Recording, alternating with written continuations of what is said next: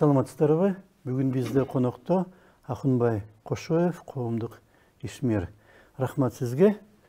Убакыттап келгениңиз үчүн. Бүгүн 5 октябрь, мындан 3 жыл мурда ушул күнү тополоң болуп, 4-түндө шайлоо болгон.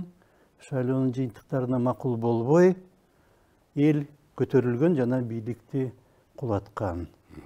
Ошондо сиз Чоң Казак деген партиянын аксакалы болуп, аларды уюштуруп жүргөнсүз, алардагы абдан көп эл арасында көп иштеди го, Чоң Казак. Аябай. Кантип башталды эле ошо Чоң Казак? Кантип эмеде жаңы эле түзүлө кое бер, анан абдан атырылып чыкты. Себеби мурдагы партиялардын агитациясынын булардын айырмасы эл жөнөкөй эл жанагы искренне айткан нерсени сезет да бар. Мисалы үчүн айрымдар тиги мындай бир бездушный эле калп эле сөздү көбөйтүп эле жасалма кылып бирдеке таратып ага көп ишенбей калганда. И вдруг Чоң Казак партиясы, Чоң Казак деп тиги Манастагы кадимки Чоң Казактын атын койгондон кийин эл көңүл бура баштады. Анан кийин бир аз жанагы кухня дейт деп, кухняда отуруп алып туруп жанагы Жапыкеев бул жанагы бороон кабарчысындай болуп, өзү да жаш экен, андай эле чоң саясатчы болбосо дагы энтузиазм бар экен. Анан искренность бар экен. Ал ошентип эле күнү түнү менен эле коррупцияларды айтып кирди. Анан эл кадимкидей ишене баштабадыбы? Биринчи мен штабына мен барганда, балдар чакырганда барганда, ачык эле айталы, мындай кадимки эле солдатский макарон по-флотски кылып жешип, ушундай чай пай менен эле жүрүшүптүр. Бир маалда эле ошону угуу телевидениеден, тиги сайттардан укканды кишилер акырындап эле мал союп келе башташты. Тыйын чакаларын элдин көзүнчө бере башташты. Анан бир кассага алар чогулта башташты. Анан чоң тыйын беребиз деген дагы партияларга кошулабыз дегендер да келе баштады. Анан балабызга бата бериңиз, ушу силерди колдойбуз, айтканыңар бизге ушунчалык кулакка жакшы болду деп эле короотолуп кетти. Анан жанагы коронавирус болуп калбадыбы? Ошондо болгондо бир күндө 1260 пакет тараттык деп. Орус, кыргыз, бардык улуттагы балдар, орто муундагы балдар машинелерин өздөрүнүн машинелерин алып келип берип эле коронавирустерге жана кыйналгандарга, жыла албай калган кары картаңдарга пакет таратып башташты. Азыр роликтеринде бар, интернетте жүрөт. Ошентип эле баягы элге ушунчалык боор уруп, искренне сүйлөшүп, баягы бороон кабарчысындай болуп эле кыйкуулап туруп алды эле, эл ишенип кетпедиби? Анан баягы аз эле бир 40-50 киши жүргөн жерге короого эл батпай калды. Бүт 7 аймактан келишти. Баткенден келгендер болду, Нарындан келгендер болду, Таластан келгендер болду, Көлдөн келишти. Анан кийин эле мен өзүм байкап калдым, баягы турмуштук тажрыйба менен. Бул жөн эмес. Жанагы мурдагы партиялар биз жакшыбыз, анан биз биримдик мындай кылып биримдик түзөбүз тиги бу дегендерге эл ишенбей калыптыр. Республикабыз тиги бу дегендерге да көбүнчө ишенбей калыптыр.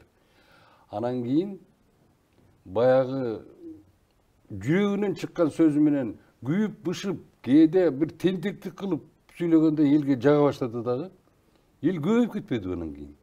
Короого продуктылар 2-3 склад ачты дагы, пакеттеп бир 2-3 орус келиндер, алар жана кадимки гум помощь сыяктуу кылып туруп, маскаларын тагынып туруп, складдарды толтуруп туруп элге тарата баштады. Элди аралап гум помощьто жардам берип атканда, анан эл тем более ишенип калды. Ой, булар жүздөп, миңдеп жардам берип атса, ушул партия өздөрүндө бир тыйын жок. Ошону жана эл алып келип айтат. Манакей мен гум помощька баланча тонна берейин, тараткыла. Машинаңар барбы? Бул жок болсо машина берели, маршруткаларды берели деп ташы эл колдоп кетпедиби? Мен мындай энтузиазмды көргөн эмесмин.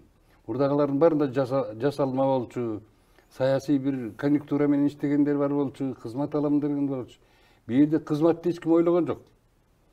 Булар жөн эле чындыкты, калыстыкты айтып туруп алышты дагы, элдин жүрөгүн алып алышты дагы. Анан эле баягы коронавируста бардыгына таратып киришти. Үймө үй кыдырып киришти, кары-картаңдарга жардам берип киришти. Ошол мезгилде биздин парламент 300 миңден тиги айлыктарды алышып алып туруп үйлөрүнө тарап кетпедиби?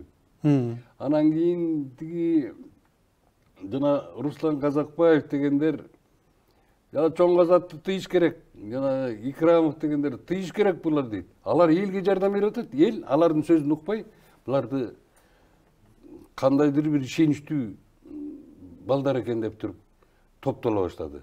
Анан тыйын чакасын берип атат. Кээ бирөөлөр кадимкидей эле аксап басат экен. Мен ушу пенсиямды берем. Канча? Бир 7000 сом пенсиям барын берем. Өзүңүз эмне кыласыз? Балам бар, тиги бар, бу бар деп. Анан мал союп келе баштады. Тигилердин макарон бышырып жеп отурганын көрүштү да. Мал союп келип ушуну тамак кылгыла дей башташты. Ошентип эле бир убакта караса баягы учкундан жалын тутанак болуп кетти да. Мен көрдүм ушуну кадимкидей. Анан райондорду кыдыра баштады. Кантта, Токмокто, Беловодскийде, анан кийин андан ары Таласта, Нарында, ушундай Ошто өзүнчө филиалдар иштей баштады, Чоң Казак деп. Оштун жарымынан көбү берге келип, анан тияктан штабтарды ача башташты. Кайсы айларда ушул болуп атат? Ошол азыр эсимде жок, ошондо жанагы коронавирус болуп атканда туш келди да ошого. Ошондон эрте башталган, а коронавирус болуп атканда анда жазында. Жазында. Ошондон баштап анан эл кадимкидей түп көтөрүлүп, кадимки баягы Октябрь революциясындагыдай демди көрдүм мен. Эгерде мендей курактагы кишилер, эгерде аерде искренность жок болсо, энтузиазм жок болсо, биз деле баягы куулук кылып койчу ушу жаш балдарга деп эле акырын чыгып кетпейсиңби? Мен чыга албай калдым да. Элге мен ишенип калдым. Себебинин көздөрүндө турат, ишеничтүү сөздөрүндө турат, бата бергенинде турат. Анан кийин ошентип отурандан кийин күчөп кадимкидей учкундан жалын тутанат болгондон кийин баягы күчөп кетишти. Ошол мезгилде жанагы мурунку биримдик, анан республика, анан дагы жанагы Кыргызстан деген партиялар Мекенчил Чоң Казак менен бирмиздик болду. Бирмиздик болушту. Анан жана берки эски биздин буржуазия деп коеюнчу, баягы Ленин тили менен. Ал буржуйлардын партиялары шайлоодо карусель кылып, акча таратып, тиги административный ресурстарды колдонуп турганан 90%-тейин экиге бөлүп алышпадыбы? Ошондон анан элдин кыжыры келди да. Элдин кыжыры келди дагы. Бир убакта анан кийин жерлерден айта баштады. Биз Бишкекке барабыз, бул шайлоодо мындай калтырбайбыз деп. Кантип барасыңар? Сиз кабар алып туруңуз деди. Мен штабта отурдум. Анан минтип эле тиги соткаңызды ачып туруңуз деди. Ачып туруп карасам, Жалал Абадта бир жолдун боюнда чайкана бар экен. Ошол жерден Чоң Казактын бир баласы айтып атат. Мына караңыз, 120 машина турабыз. Азыр тамактанып алып чыгабыз деп. Бишкекке. 120 машина толтура адамдар. Өз алдынча кеткени дагы башкача экен. Анан кийин бир убакта анан кийин Таластан 100 машина деди. Ал область кичирээк эмеспи? Тигилер 120, анан өз алдынча кеткени менен 200-300 машина. Нарын ошентип айтты. Баары айтып атат да, ким келет дегенде. Нарын, Чүй, 7 аймактан баягы кадимкидей отчет беришти да, биз барабыз деп. Ошондо мен сездим. Бул жөнөкөй эмес. Мисалы үчүн жанагы буржуйлардын, олигархтардын партиясына мындай болуп, жерлерден 100 машиналап, 200 машиналап келбейт, келчү эмес да. Ошондо мен сездим. Бул эл азыр бир жакшылыкка ишенди. Анын үстүнө Сооронбайда туруп албадыбы, бир эчтеке кана факты деп эле туруп албадыбы. Анан факты деп атканда элдин кыжыры келди. Кандай факты жайнап көчө толтура коррупция турса, факт эле факты деп сурайт. Анан кийин чоң тиги кызматта иштеген бул илгерки раистер 3-чү деп эле ЧКСК деп койду. Анысы менен шылдың болду. Ал мурда болгон. Мурда болгон. Анан ошонун баарын эстеди дагы, эл чогулуп кетти дагы. Анан берде негизги партия бул Чоң Казак болду. Анан Мекенчил болду. Бул экөө да биригип кетти. Булар сезип калды да. Баа бирин-бири колдоп кетти. Бирин-бири колдоп кетти дагы. Анан Чоң Казак менен Мекенчил дагы берки партиялар, майдарак партиялар бар болчу алар дагы. Алар эчтеке кыла албайт болчу, жалаң партия. Кадимкидей эл келди да агылып. Анан булар инициатива көргөзүп туруп, Ак үйдү көздөй түн ичинде башташты, шайлоодун жыйынтыгын таанышты, тааныбайбыз деп туруп. Анан Максат Мамуткановдор чыгып сүйлөдү. Анан кийин штабта чогулуп таң атканча гүйлдеп барып сөз кылышты.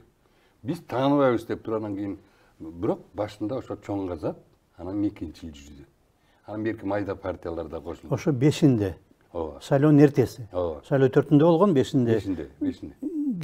Көпкө уланбады жана митинг болуп. Ооба. Башка бардык эмелер утулуп калгандар. Утулуп калгандар чогулду дагы. Анан кийин кадимки эле буржуйлардын тиги шайлооду жасап койгону билинип калбадыбы? Эми Кудай урбады, ошончо 10 чакты партиянын ичинен эки эле партия 90%-ин алып койсо ким ишенет буга? Жасалып калганы, карусел кылганы, акча таратканы, административный ресурс кеткени баары билинип калды дагы, эл түшүнүп калды дагы. Анан кийин жана эки партияны эл колдоп кетти. Жалаң эки партиянын колунан келбейт эле. Эки партия дегениңиз? Чоң Казак, Мекенчил. Берки партиялар да жүрдү. Алар айла жок кошула баштады. Биякта элдин сүрүн көрдү. Берки майда барат партиялар да кошула баштады. Атамекен, анан тиги Бүтүн Кыргызстан, анан дагы берки партиялар. Реформа, ошол партиялар да кошула баштады. Анан алардын бардыгы келип турган кийин жанагы Ак үйдө караңгыда шайлооду тааныбайбыз дегенде бул уже жыйынтык чыга турган бир кыймыл болуп калды. Ким биринчи кирди түн үчүн Ак үйгө? Ак үйгө биринчи ошол жанагы Чоң Казактын тегерегинде бир 100-120 эле бала, Чоң Казактын балдары. Жана ар бир 7 аймактан тең баары бар. Баары бири-бири жакшы тааныйт. Биринчи ошо Чоң Казак. Мекенчил болсо, ошолор Чоң Казак менен кошо да кирди, бирок алар уже түшүнүп калды кимди президент кылышты. Тиги Абактан Садыр Жапаровду алып келишти. Мекенчил бул Ташиев менен Жапаровдун балдары да партиянын мүчөлөрү. Алар мына эл чоңойду, сөз бирдеке болот деп алар Садыр Жапаровду Абактан Ак үйгө алып келишти. Ошолор кылды. Мээнет ошолордуку. Бул жерде бирок жалпы элди көтөргөн Чоң Казак региондордон бар 7 дубандаттан келди. Даже Алайдан дагы балдар чалып турушту. Биз тиги шаардагыларыбыз 200-300, ана биз бияктан да баратабыз. Кадимкидей Оштон дагы, Ошто өзүнчө штаб ачылды. Анан ошонтон кийин эл көпчүлүк болуп кетти да, кадимкидей стихийный болуп башталып эле, анан жанагы тигилердин шайлооду тең экиге бөлүп алганы аябай кыжырын келтирди. Анан кийин жанагы эч кандай иш болбой эле, булар дагы шайлоодо алып коюп туруп, дагы баягы коррупциялык олигархтардын партиясы болот экен деп турган кийин баягы тигилердин планын бузуп салбады. Эми ошол Ак үйгө кирип, аны талкалаганда мыйзам бузуу деп эсептесек болобу? Эгерде стабилдүү иштеп аткан өкмөттө Ак үйгө кирип талкаласа мыйзам бузуу. Бирок анда тиги падышалык Россияда тиги самодержавиядагы мыйзамдарды тиги пролетарий рабочий класс менен жумушчулар бузмактыгы талкалап туруп, Николай II семьясы менен шаарга алып барып подвалга камап, кийин атып жиберишти. Актарды, офицерлерди, ошол жерде жүргөн юнкерлерди мыйзамды бузуп туруп, негизи Смольныйга киришке болбойт эле да. Алар воля народа, мына ушундай, бул чыныгы революция, энтузиазм болсо, воля народа, оно выше любой власти, любого закона. Антпесе тиги революция болбойт да. Көрдүңбү? Существующий мыйзамдарда бузушка болбойт. Ак падышага ок аткан болбойт. Бирок ок атышпады. Бизде Ак үйгө киришке болбойт.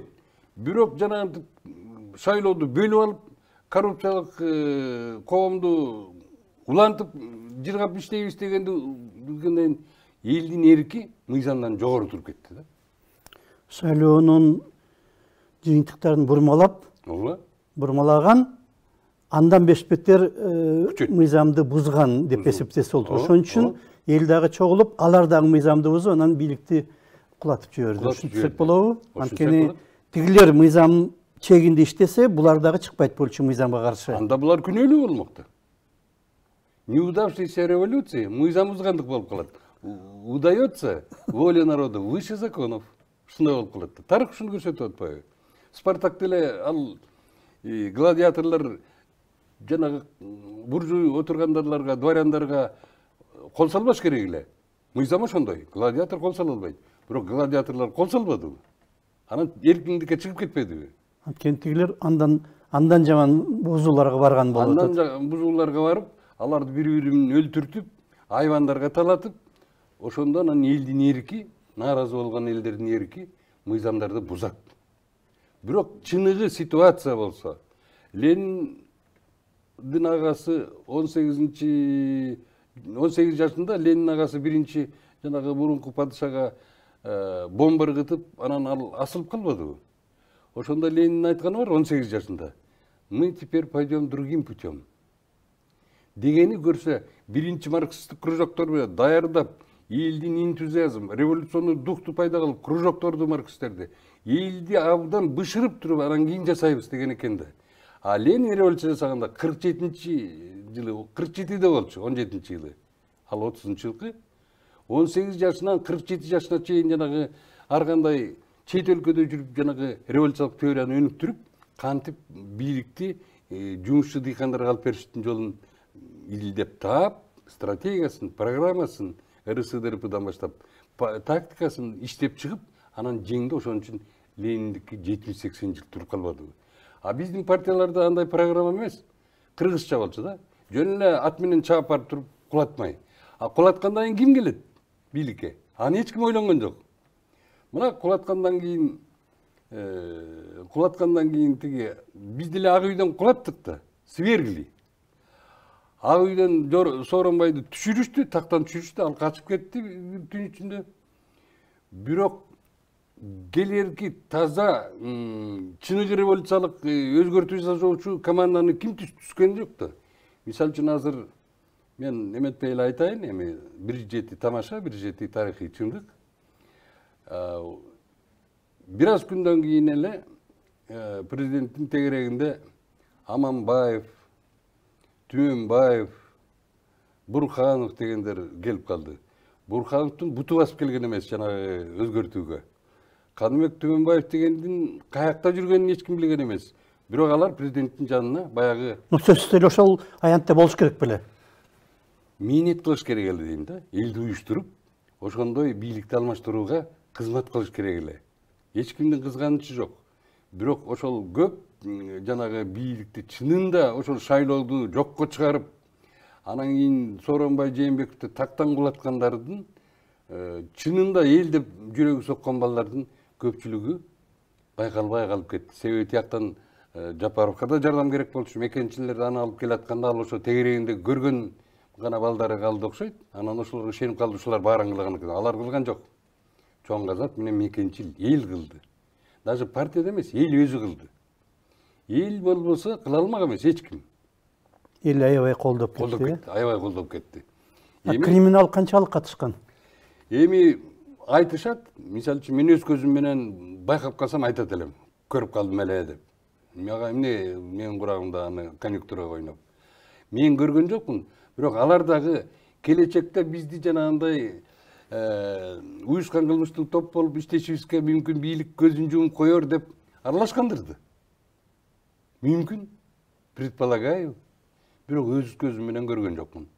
Бирок ачыктан ачык мына биз мына криминалдар жардам берип атабыз деген көргөн жокмун. Жөнөкөй элдин көз карашын, тилегин, мүдөөсүн көрдүм. Ошону менен анан кызык окуя болбодубу?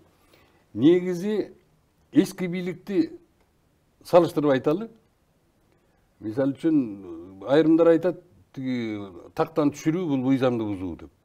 Анда биз Николай II тактан түшүрүп, Ак падышаны түшүрүп, анан Советтер Союзунун мыйзамдуу деп жашабадыкпы 70 жыл. А эмне үчүн азыр тиги Сооронбайды тактан түшүрүп, Анан ак үйгө кирген мыйзамсыз болуп калат. Бул деле мини революция. Андай бир даярдык, илимий даярдыгы жок Лениндикиндей. Марксисттик жок, идеология жок эле. Жөн эле калыс эмес, коррупция менен күрөшпөйсүң деп эле түшүрүп салды кыргызча. Жанагы 5-нде митинг болду. Анан Сооронбай Жээнбеков айтты, эртең жыйын өткөрөбүз дегендей кылып, тиги шайлоо комиссиясынын жыйынтыктарын кайра карайбыз деп. Эгерде ошол 5-нде жанагыдай кечке болбоду митингде, эртеңден кечке чейин. Ошол жерден жокко чыгардык деп айтса болбой калат беле мындай көтөрүлүш? Мүмкүн. Себеби эл ошого нааразы болуп, бүт Кыргызстандын 7 аймагы келип атса, Баткен Алайдан баштап, Оштон, Жалал Абадтан баары келип, жана 120-200 машина, 300 машина менен келип атса, анан келип туруп, тиги жалпы парламентти экиге бөлүп алып туруп, биз отурабыз деп атса, анан ошого кандай акылдары жетпеди, кеңешчиси да жок экен. Ошол жерден эле жаңылган турбайбызбы? Бул жана олигархтар мени да алдаптыр. Кана элим, мына шайлоодун жыйынтыгы жараксыз. Мен эртең указга кол коем. Десе эле тынчыган турбайбы? Кыргыз эли ишенчек да, боорукер дагы.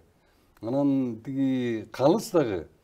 Шайлооду эле жокко чыгарса, андан кийин кайра таза шайлоо кылып, элдин өзүнүн ичинен чыккандардан парламент түзүп койсо, Сооронбай иштей бермек. Шайлоо комиссиясын алмаштырып, ошол жердеги адамдардан мына силер киргиле, силерден кирсин деп ошол партиялардан эми калыс шайлоо өткөзөлү деп туруп, кайра шайлоодо дайындап сал, эл тынчыйт да болот болчу. Мурда да ошондой болуп атпайбы? Мына мисалы үчүн 2005-жылдагы революцияны алсак, эл чогулуп, ар башка жерден келип, аянтка чогулуп, алар ойлогон биз көпкө митинг кылабыз го деп ойлогон. Анан ошондо болгон талабы Акаев менен жолугуп сүйлөшөлү деген. Кабыл албай койбоду Акаев. Эгерде ошолордун макул, мына аянтка чогулгандардын ичиңерден тандагыла бир 15-20 адам келсин десе эле, балким жанагыдай революция болбой калат эле, сүйлөшүп койсо эле. Булар Европанын мамлекеттик системасындагы ыкмаларды, жанагы операция Толпа, Кровавое воскресеньеге өтүп кетпедиби? Кыргызда андай болуп, бирин-бири шайлоо үчүн анчалык массовый кырылышка барчу эмес да. Мунасага келип, кана силерден бир 10 киши, бийликтен 10 киши, эртең биз ушул шайлоодун жыйынтыгын чечебиз. Мунасага келели. Бири-бирине тиги кан төгүү жок, ок атуу жок, таш ыргытуу жок. Кыргыз өзү мунасага келүү деген сөзү бар да. Кадимкидей эле ийири отуруп түз кеңешели дагы кантип таза шайлоо кылабыз десе эле, бардык маселе чечилип кетмек. 2-3 жолу ката кетирди.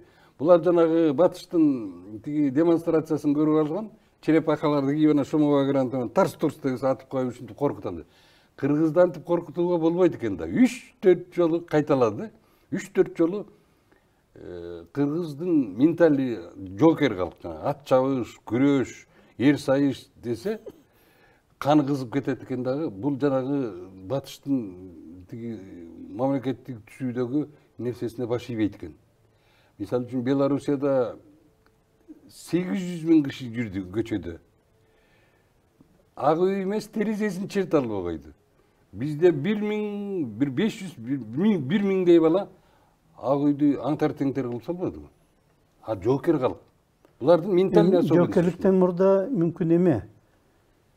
Калыстыкты көтөрө албайт. Калыстыкка биздики туура дегенге аябай ишенген үчүн. Ооба. Белоруссияда мисалы үчүн алар өтө эле сылык болуп жүрүштү, жанагы көчөдөгү жана скамейкаларга чыкканда дагы бутун чечип чыгып атышпадыбы? Мусор калтырбай. Андайды жанагы сиз айтып атасыз, Европада ушундай жанагы черепаха эмне башка бир операциялар болгондо, алар мыйзамды коргоп атат да. Мыйзамды коргогон үчүн тигил мыйзамды тартипти бузгандарга каршы күч колдонуп атат.